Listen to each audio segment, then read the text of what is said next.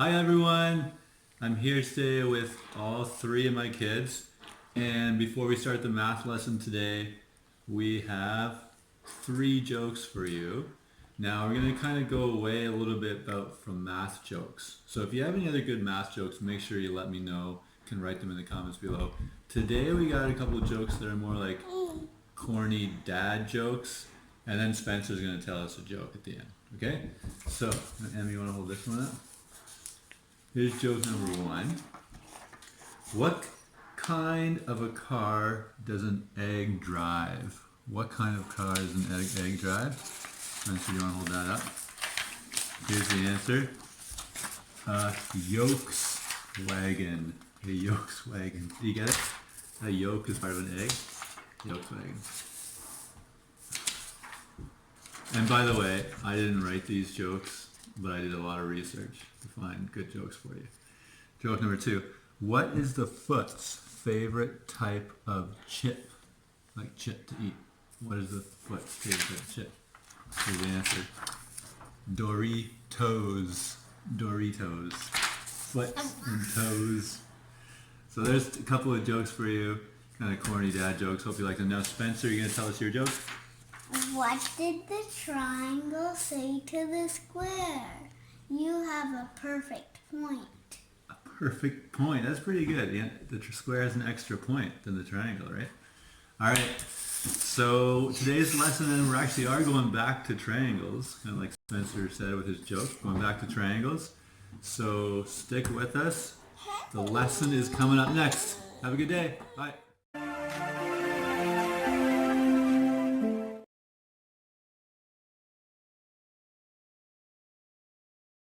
Okay, so today's lesson is on angles in triangles. So we've already done some stuff with triangles, learning how to classify triangles, and of course triangles means there's three angles in the shape. So angle 1, angle 2, angle 3, three angles that the lines form when they meet. So here are the two most important parts of this lesson, other than, well, first important part, all triangles have three angles. And the second one is the measurements of all three angles always add up to 180 degrees.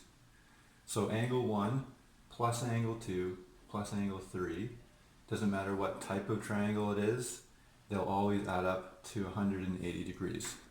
So now we'll do a few examples together to talk about that. So here's a couple of different triangles. The first one would be an equilateral triangle. All the sides are equal and all the angles in this one are equal as well. So just to show you, the three angles, angle 1, 2, and 3, if we add them all up, so if you add 60 plus 60, that's 120, plus another 60 gives you 180 degrees. Okay, so next triangle, this one down here, whenever you see this symbol, it means it's a right angle, and so that also tells you that it's 90 degrees. So remember, anytime you see this, 90 degree angle. And if you add up the right angle, 90 plus 50 plus 40, 90 plus 50 is 140, plus another 40 is 180. Okay, so you see that all in these two, and always, whenever you add up the three angles in a triangle, your answer is always going to be 180 degrees. You do questions on an assignment or a test for this unit, and you come across a triangle question. Typically, the question will give you, or the triangle will give you two measurements. So in this case, you have this angle being 100 degrees, and this one being 40 degrees. And the question will ask you, find the missing angle.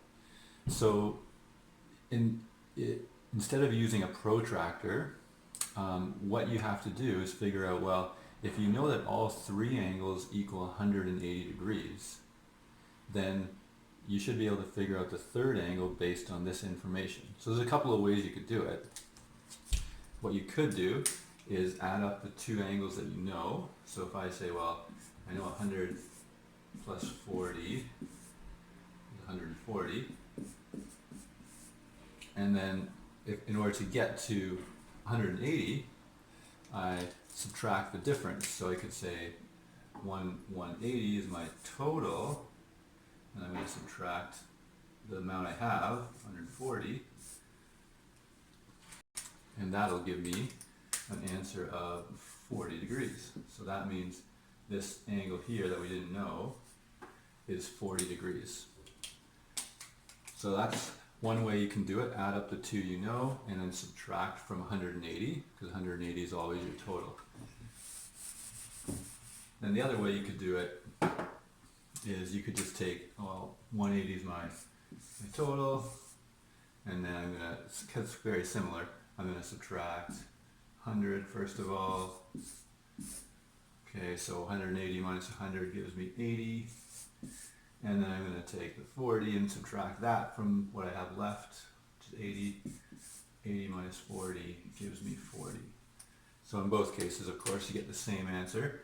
So this angle is 40. So basically you're subtracting the difference between 180 and the two angles that you know in the triangle.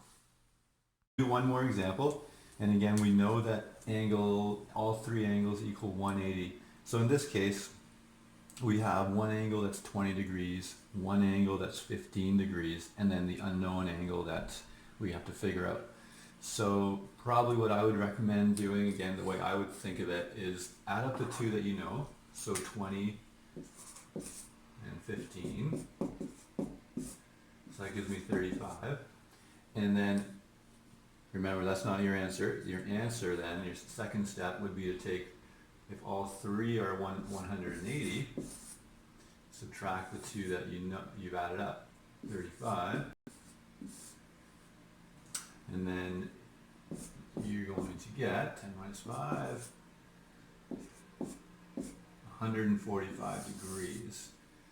So this one would be your 145 degrees. Okay, and then of course to check your work, if you want to check if you've done it right, which is always good, is just add all three measurements up. So 145, 20 plus 15. So if I would say, okay, I'm going to check my work here. So I could do 145 and then add 20 and add 15. And if I add all those up together, 5 plus 5, 10, 1 plus 4 is 5, plus 2, 7, 8, and 1, 180. So always when you add up your three angles at the end, you should come up with 180 degrees.